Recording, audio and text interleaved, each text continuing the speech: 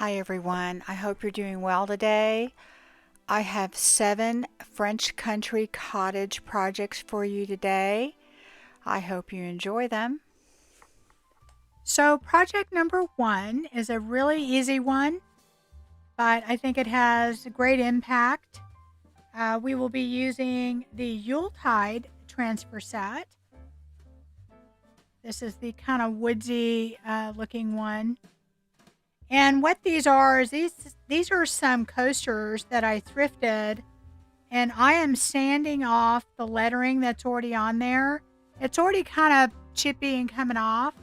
So I'm just using my little hand sander and sanding it off. And then later I'll add some stain on this to kind of touch it up. But for right now, I'm just going to worry about sanding it off. And I'll just do that on all of them. And I'm just kind of flipping through here, trying to decide what I want to put on here. And they are so pretty, guys. So, so pretty. And of course, they have all different sizes. Definitely, if you want to make some of these coasters, you can buy the little blank coasters. If I can find the link for the ones I bought, I'll put them in the description box. But I had thrifted these for like around $2. So I'm going to go ahead and use them up. And I grabbed that big rabbit there because the base of this coaster, as you can see right there, is bigger than the coaster sets. So you just take off the backing and you just rub it with a transfer stick. And then after you rub off the transfer, you just burnish it with the plastic, shiny side down. And now what I'm going to do, the ones that I sanded off, I'm adding some Van Dyke Brown glaze from Paint Couture to some polyacrylic. And I'm just going over these. You don't want to use a wax before you use a transfer, because if you do that, it makes it like really, really hard, if not impossible, to get the transfer to stick. So that's why I'm using this stain and the polyacrylic, and it doesn't have any wax in it, and it will make it a lot easier to get the transfer over. And then it also is going to deal with the scuff marks and stuff that we made when we sanded off all of the words that were on there before. And you want to wait until your top coat or whatever you're putting is completely dry, because if it's wet, that also you'll have a hard time transferring. And these went on really, really easy. For the most part, I just stuck them on and rubbed a little bit, and they came right off. So this really would be super easy to make some coasters for a gift. And this little set is really neat. It's got the little base and everything, but you could definitely just buy some of the little coaster rounds that they have out there. This would work great on those wood rounds, the sliced wood rounds for ornaments. And a lot of those are pretty flat too. You could definitely use those for coasters. So anyway, I just rub and it comes right off, and they are super cute on this woodsy look. And now I'm just taking some clear polyacrylic, and I'm going to go over these with the polyacrylic and let it dry. And I'm going to do a total of 3 coats on that. And I have done coasters many times, and I have some in my house that I've used. And they hold up really well with this polyacrylic. And here they are. I think they turned out really cute.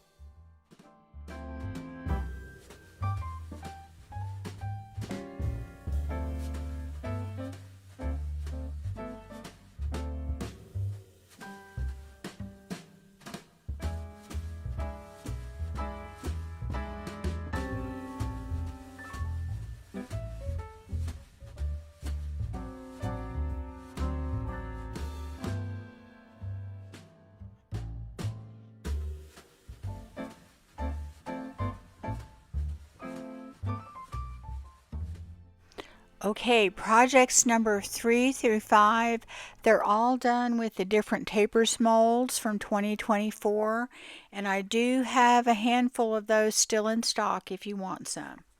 These are absolutely beautiful. If you haven't gotten the tapers, You guys have to get them. They're great. These are very addictive. So what I'm doing here is I am painting them with the copper patina from Dixie Belle. These are angelic tapers. And I'm going over them with one coat, and after it dries, I do a second coat later. And now I'm going over these tapers with the bronze patina. I just want to show you how the different patinas look. And I am only doing these tapers one-sided, but in my previous video, I did do them where I do them double-sided, and I will try and link that in the description box. So if you want to see how to do them double-sided, that you can. Very easy to do. I am going to go ahead and paint the back of these also because I want them to look good on the back. And now I'm going over these with my second coat, and the way the patina works is you put one coat on, you let it dry, and on the second coat, while it's wet, you take the patina spray, and I'm not going to spray it. I have it in a little cup. I poured some out in a cup. You definitely don't want to dip your brush in that you have your patina on and dip it back and forth. You want to have it in a separate container. And I'm just going to dab on the blue patina spray. That way I can have a little bit more control and put it where I want it. And you basically let it sit for about an hour. A lot of times I let it just sit overnight. Doesn't really matter. And I'm going to do some on the back too because I want the back to look good. And now on the bronze, I am doing the same thing. I'm going over it with the bronze metallic again. And while it's still wet, and that's the key, guys, you have to do it while it's wet. You go, and I'm going to put the green patina spray.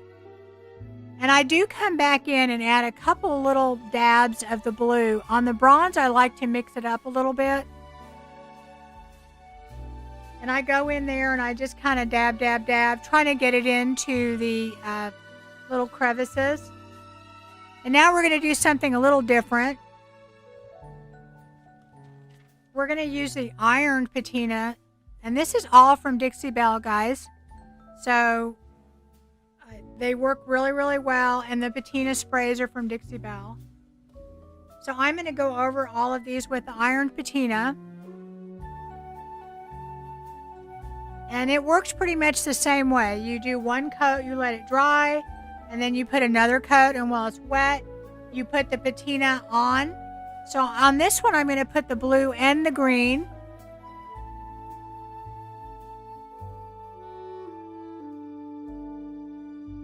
And the patina is activated with the metallic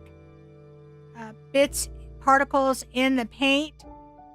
So it's very important when you do these to mix your paint really well because that stuff settles to the bottom. So I will do this and put the blue and the green on here.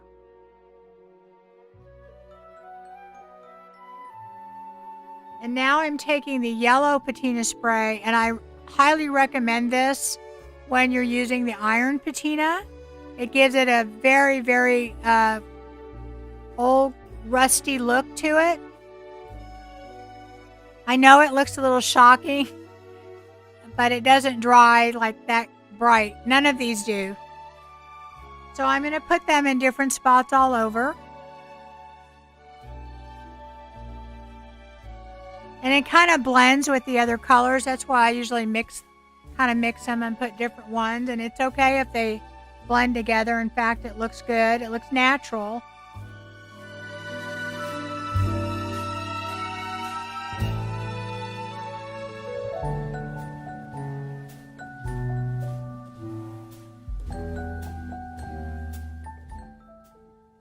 So now that I let them dry, and I let these dry overnight, I am taking just some metallic regular paint from Fusion, copper, and I am dry brushing. Dry brushing means very little paint on your brush with a fan brush. And I'm going over the high points, because usually when I do the patina, too much of it is patinaed. But look at that. Isn't that gorgeous? Gorgeous, gorgeous, gorgeous. You can achieve a similar effect with paint, but there's nothing like the real patina. It's very, you will love, love, love playing with these. So I'm going to go over these. And I think that doing these different patinas on these gives them a very high-end look. And I think these would be very sellable in a craft fair or a booth. They'd make great gifts. So I'm going over the back a little bit too. And as I said in my previous video, you can see how to make the tapers double. But I think single-sided, these turn out beautiful. So as you can see, I'm getting back to that copper look. I've taken a lot of the blue away. You may not want to do that. You may want to leave more in there. You just do it to taste. And then what I'm going to do after I've done that, I am going to take a little bit of antique gold rub and buff on my finger. And I'm just going to barely go over the top in just little portions of it. And that just gives it a little bit more contrast and a little bit more interest. And that's all I do to these. And I think they turn out beautiful. I can't say how much I love these tapers. And guys, if you haven't bought them yet, if you haven't got your IOD supplies from the 2024 release, they are all limited and IOD is selling out of quite a few things. So I would definitely purchase what you want now if you want to get them. I have like a handful of things and certain items, and I have everything, but just like a handful. So, you need to get them if you want them. Anyway, so now what I'm doing is I am taking some Fusion metallic bronze and I am going over the bronze tapers. And the metallics are all a little different color, and that to me it gives a little more depth to use like two different bronze colors and maybe add a little gold or whatever. It just gives it a lot more interest, and I think it makes it really, really look seriously like a metal product when you're done, like real bronze. So of course I'm going to go over the front with the dry brushing and the back. And I do all of these, and I think they turn out beautiful. I love these.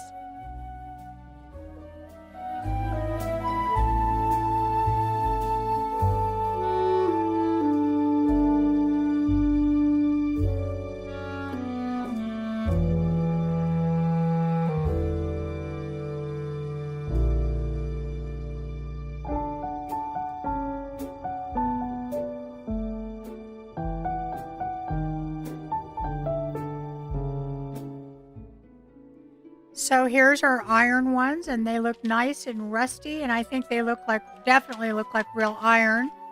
But I'm going to make them look more rusty. So I'm using Rust Effects by Finnabar, and you can get that on Amazon. I will try and remember to put the link in the description box.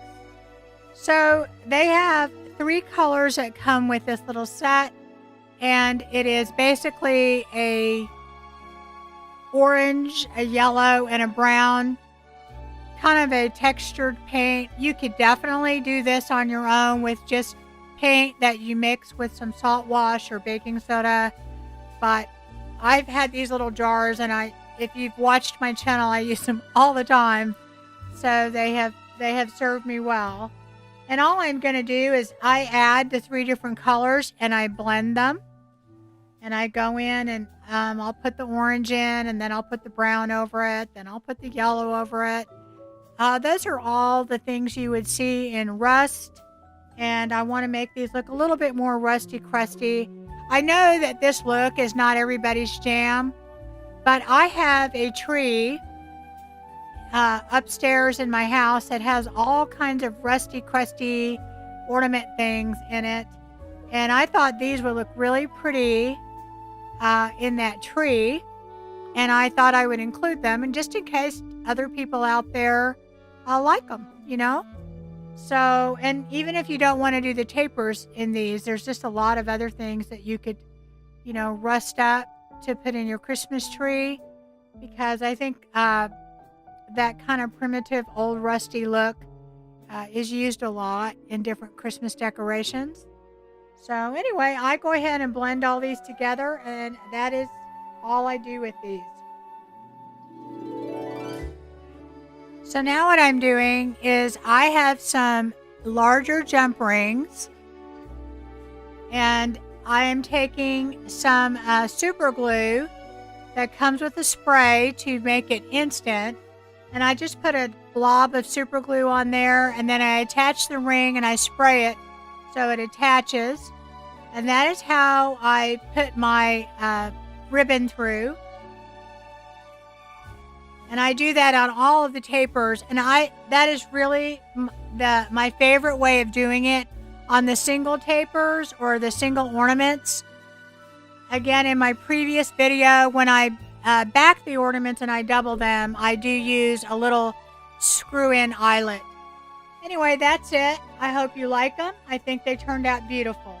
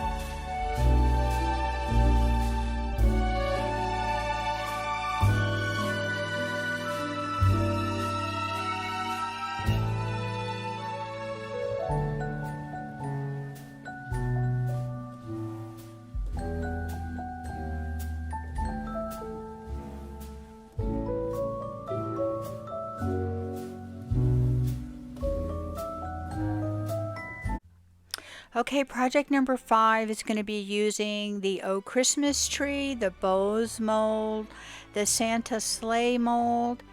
I have all of those in stock at this time. Very, very few. If you want them, grab them, and I hope you enjoy this. Okay, so we're going to be using quick drying resin or quick curing resin. Anyway, so I'm casting several different molds here, and one of them you see me using is Oh Christmas Tree, which is no longer available. And I am going to offer different cast of that in my on my website if you're interested, because it's really hard to get that mold. Maybe you can still find it. I have seen a few stockists that have them. So now what I'm doing is I'm heating up this hot glue that I had a ribbon something glued on here, and boy, did I put a lot of hot glue. So I'm heating it up with my heat gun so I can melt it, and I'm scraping it off, and then I'm going to sand it off, and I'm going to get as much of it off as I can. And there's still quite, it was really a lot of glue on it. I don't know it was just a ribbon. I have no idea why I put that much glue on there. So anyway, I'm going to sand the whole thing. I've got glue in different spots. And honestly, I could have took this outside and used my, my electric sander, but I didn't. So I'm mixing up some Fusion Highlander, which is absolutely one of the most beautiful Christmas reds. Love, love it, love it. And I'm mixing it up with some salt wash to give it some texture. And that way, that texture will hide the glue residue that I didn't get up. It's great for hiding imperfections. It's great for adding texture to like a plastic frame to make it look more expensive. I almost always add salt wash whenever I'm doing any kind of a frame. But this is just an old cabinet door. Actually, I bought this at a garage sale for 25 cents. There was a lady, I guess they remodeled kitchens. Her husband was in a construction thing, and there was all these sample doors, and I bought them for 25 cents, and I bought a bunch, but she still had a bunch left over, and if I would have bought more if I thought about it. But anyway, these are leftover projects that I had remade, and they're sitting in the garage, and they're already cut. This middle part's already covered with chalkboard paint, but I'm going to give it a fresh coat of chalkboard paint. And I just got mine. I don't even remember the brand, but I got it on Amazon, just plain old chalkboard paint. And I'm going to go ahead and freshen this up and give it one more coat of fresh chalkboard paint to do our project.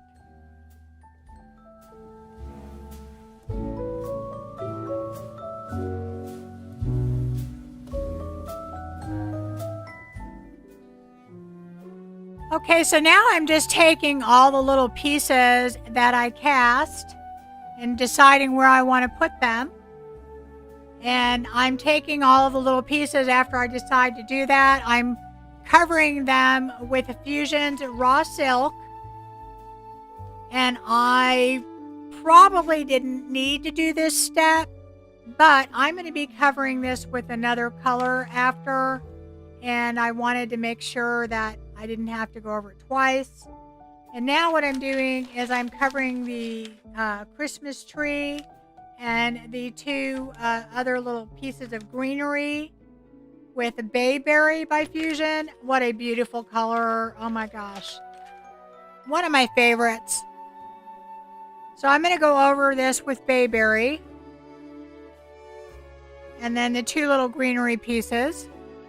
And when I was taking those greenery pieces off in the tree, a little tip broke off of both, but I painted those, and we're just going to glue them back together.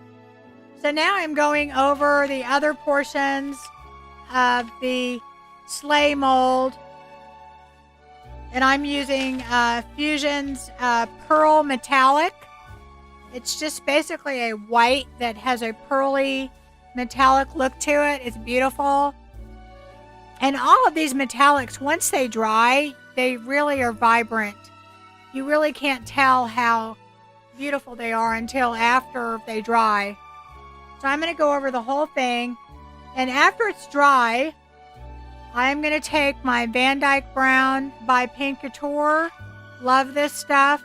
It's a glaze. And I go over the whole thing with the glaze.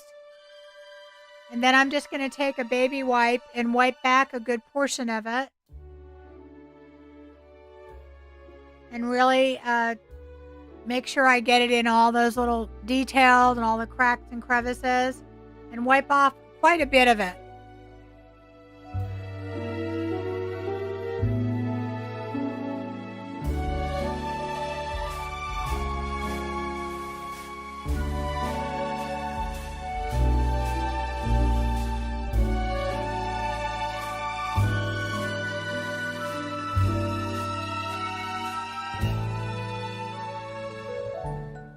So now I'm taking the bronze metallic by Fusion, and I'm going over all of the little detail areas on the bottom of the sleigh that I think would possibly be metal, and I'm just kind of going over them. And I end up changing brushes because it's not small enough or detailed enough, but I go over all of it, and I do just one coat of that and go over kind of the back portion of the sleigh with it.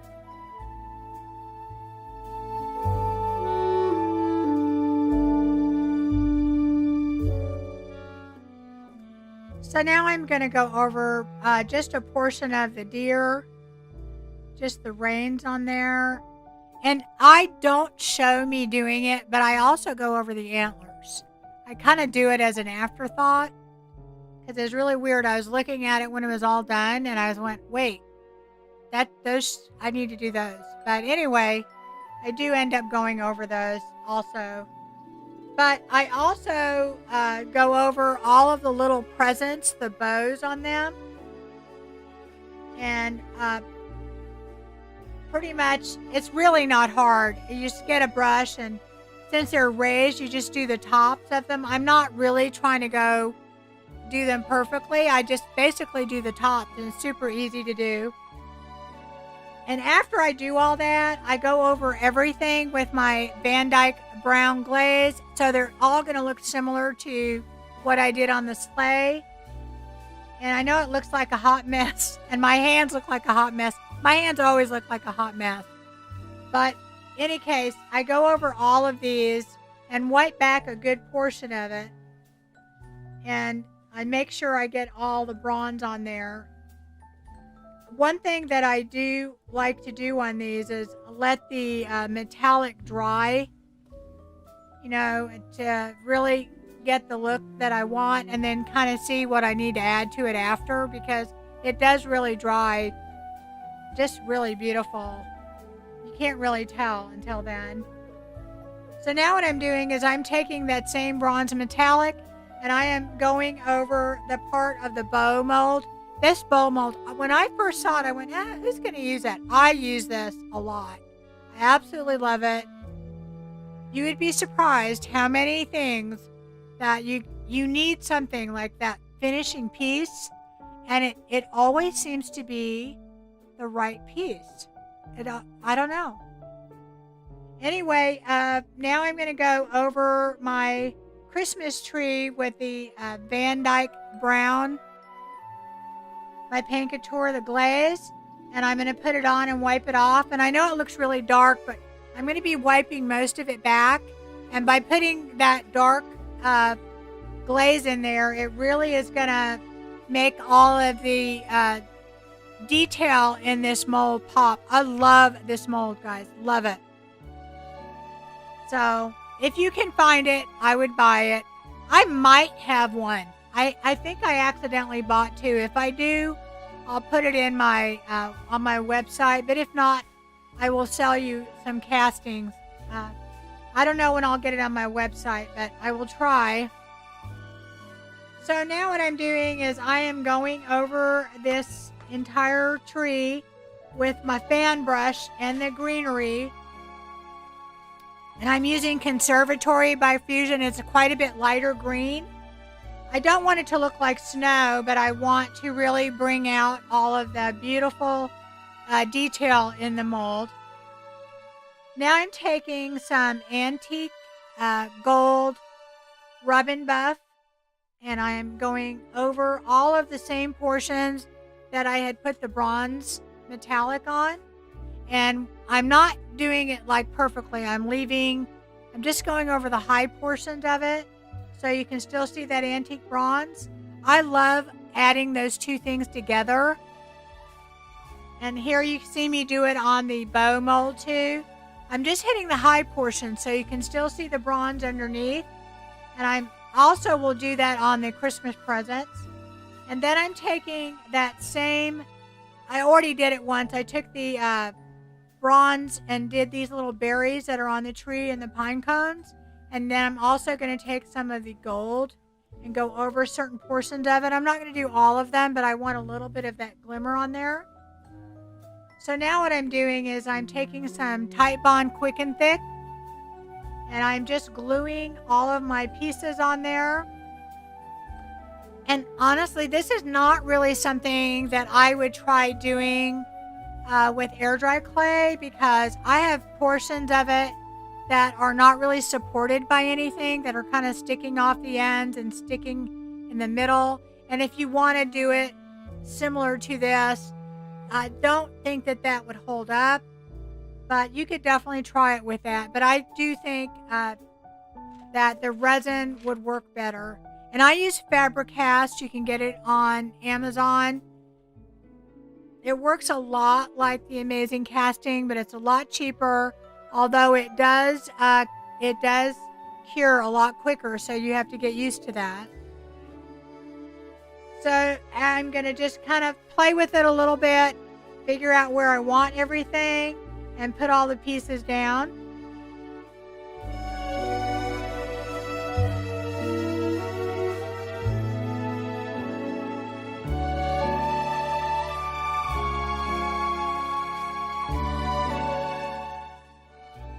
So now I have this stencil that I bought off of Amazon, and I'm going to just kind of tape it down. And I am just going to use some chalk paste and my stencil brush, and I'm going to just stencil this on my chalkboard. Super easy to do. I always kind of rub off a lot of my paint that I use before I start to stencil. I don't want to have a lot on my brush. And I'm going to go over the whole thing with it and make sure I get a good impression. And that's pretty much it on this project.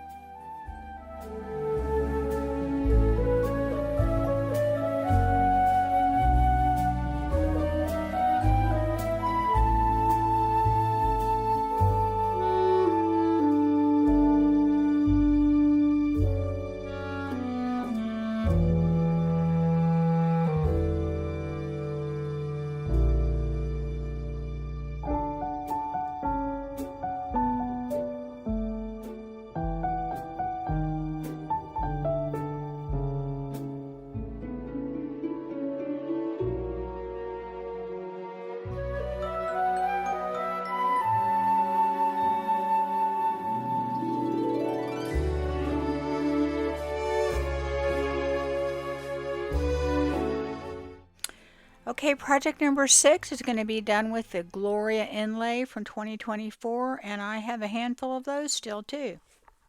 So this is a vintage brick mold, and what I'm going to be doing with this is I am basically doing dry brushing. Actually, it's a little bit more than dry brushing. I'm going to be taking that drop cloth and I'm going over the whole thing, and I want a very distressed look. And I have some pieces that I'm going to be using. Now this whole piece, the top portion of it would not fit on there. So what I did is I cut off the words and I put the portion on it that would fit. And we went through the same process of putting the wet paint. And now I took the top portion of it that I had cut off and I pieced another piece. And this is all from the Gloria inlay set. And I put that on there. So you can definitely cut these up and do whatever and piece them together. Now on this one, I was impatient and that I did not let the paint dry. But a good portion of this did not come off on the bottom, the inlay didn't transfer. But I am perfectly okay with that because I am looking for a very distressed look in this. That's kind of my goal. I didn't plan it to be that way, but it goes well with this. Otherwise, I probably would have put it back down and redid it like we did with the wreath. But because I'm wanting a distressed look, it actually works really well with this.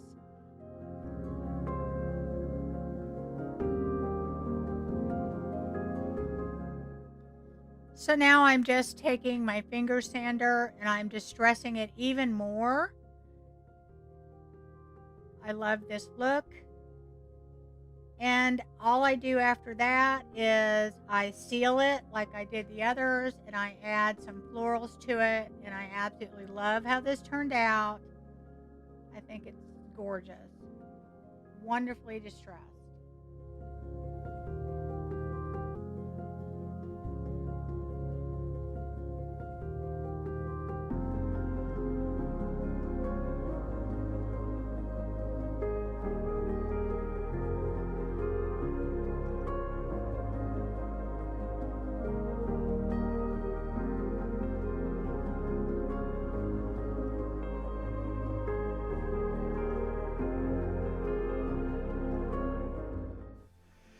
Okay, this is project number 7, and it's our last project, and it's done with the lock and key mold. And I do have a few of those. Hope you enjoy it. And I am casting also the lock and key mold because we'll be using that later on. So what I'm using is fabric cast. It's a 50% part 1, 50% part 2. You mix equal amounts and then you stir it. This is a fast casting resin. And so what that means is within about 10 minutes, this will be ready to use or demold. So usually what I do is I put my resin in the largest pieces first. I find that the less resin that I have in my silicone cup, the easier it is to pour. So when I have to go and do the fine, smaller pieces, I usually do that last.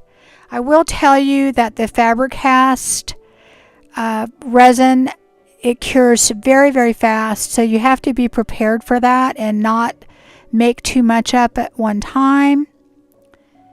And know that you need to be prepared to pour it immediately as soon as you mix it.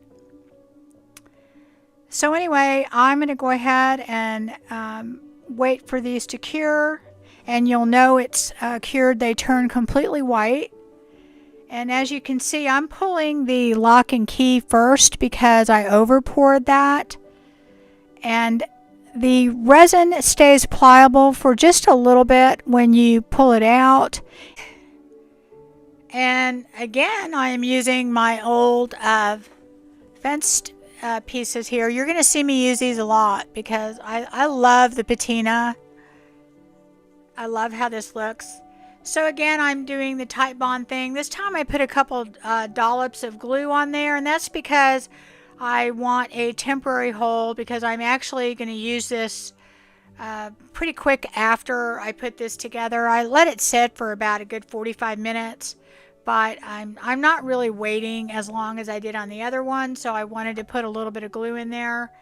And I go ahead and I do that with these other pieces. And of course, I used a little hot glue on this one also, just because I knew I wasn't going to be waiting quite as long before I started working with it. And that's just kind of a trick if you're trying to move on to the next, next part of your project and you don't want to wait. Just put a little bit of glue on there and it'll hold it temporarily. And of course, I paint the popsicle sticks on the back. You could use like paint sticks or something on this if you wanted something that went all the way across and maybe looked better on the back. In the long run, I don't think you really notice that, and it is the back, but that is an option also.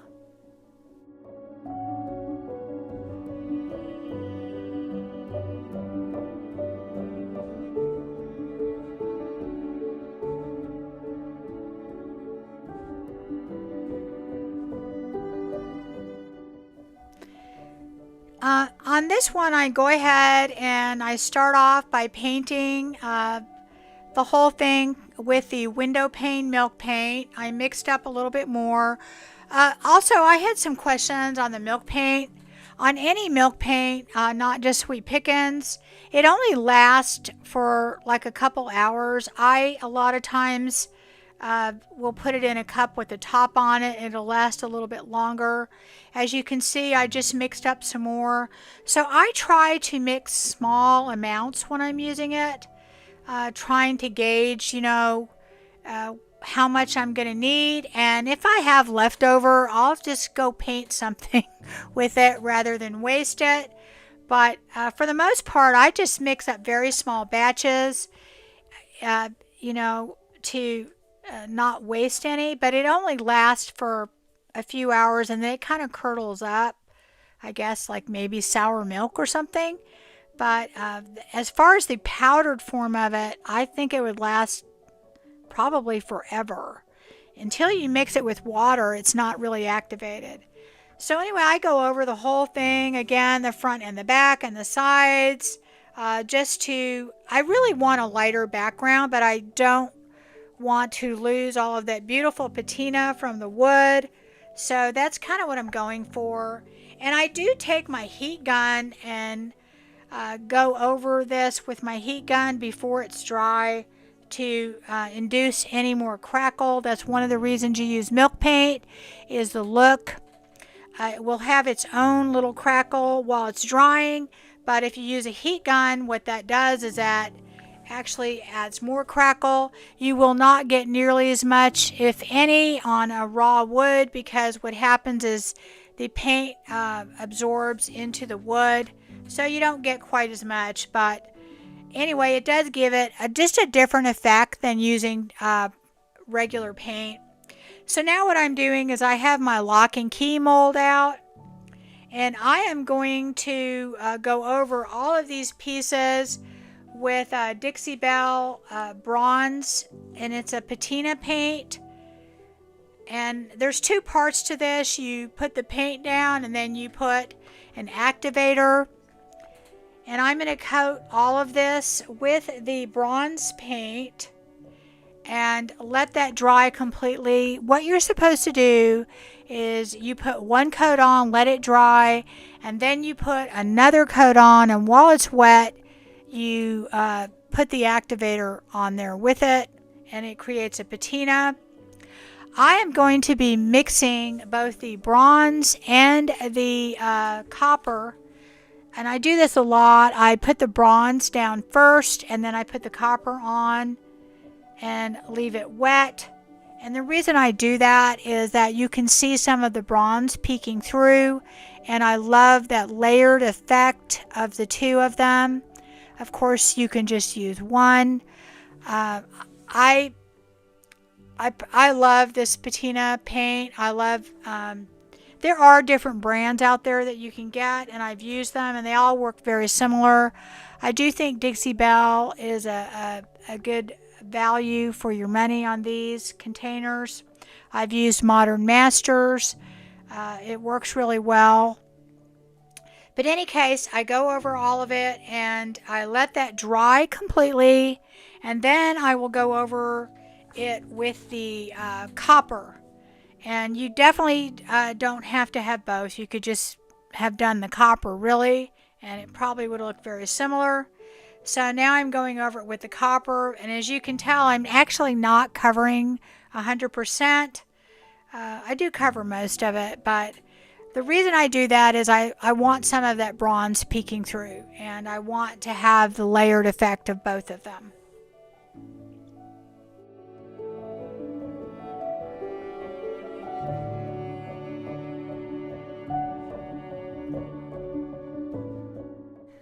So now what I'm going to be doing is that is the blue activator liquid. It comes in a spray bottle. I like to pour it in a separate container and just kind of dab it on with a brush. I feel like I have more control as to where it goes.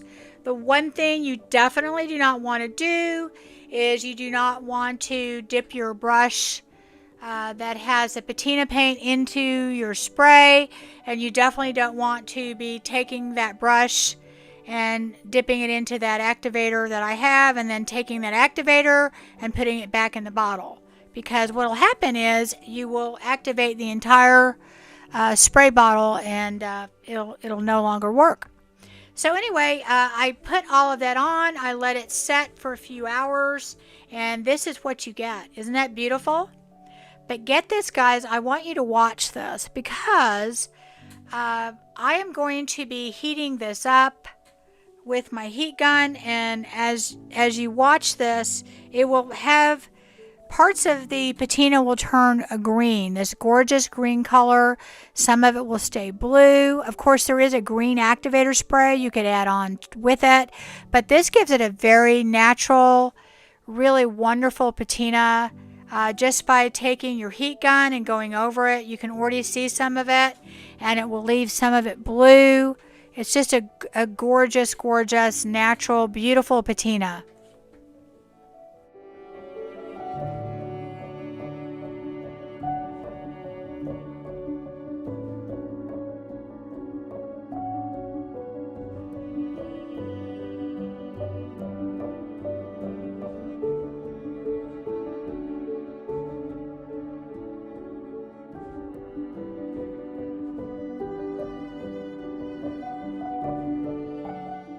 So now what I'm doing is I'm laying these pieces out on my board to make the kind of the shape of a Christmas tree. I'm sure you guys have probably seen these before.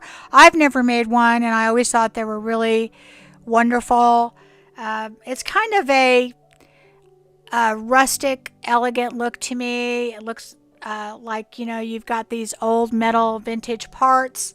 And now what I'm doing is I'm taking some bronze wax by Dixie Belle, and I just have some on my finger, and I'm going over the tops of all of this just to bring out all the beautiful detail and add another metal color to it. The bronze on this is a little bit different color than the bronze metallic, and it's definitely different than the copper, and it will add yet another dimension. You could of course use maybe an antiquing rub and buff or something. I've done that before, and it looks absolutely gorgeous, but it does add another dimension to it. And when you look up close, you can really tell the different layers, and also it just makes it look more like it's real metal.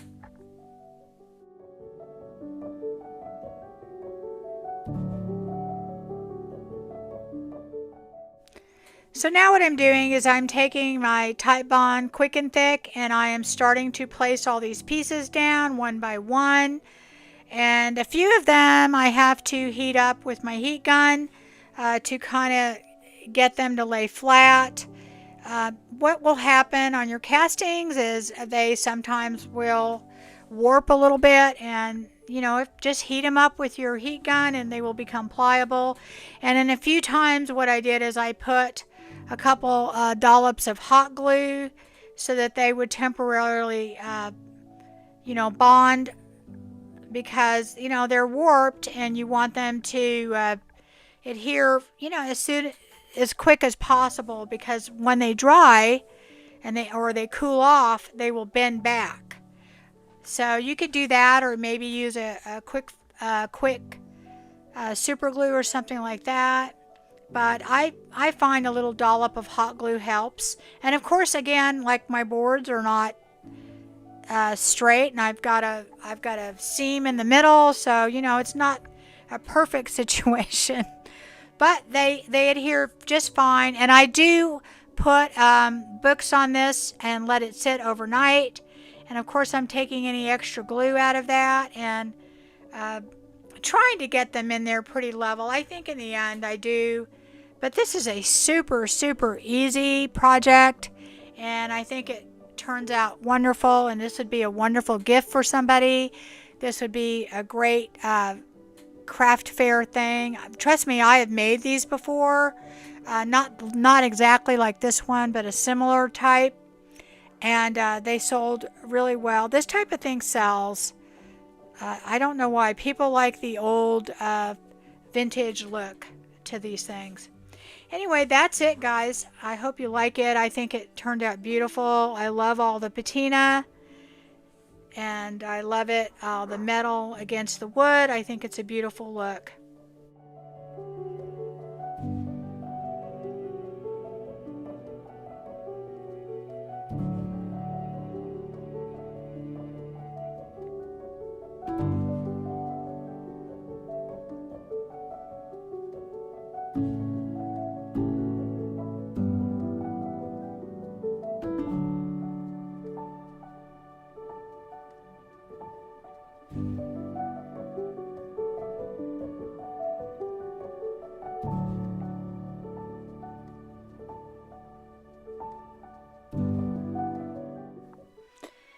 That's it, guys. I hope you enjoyed this video.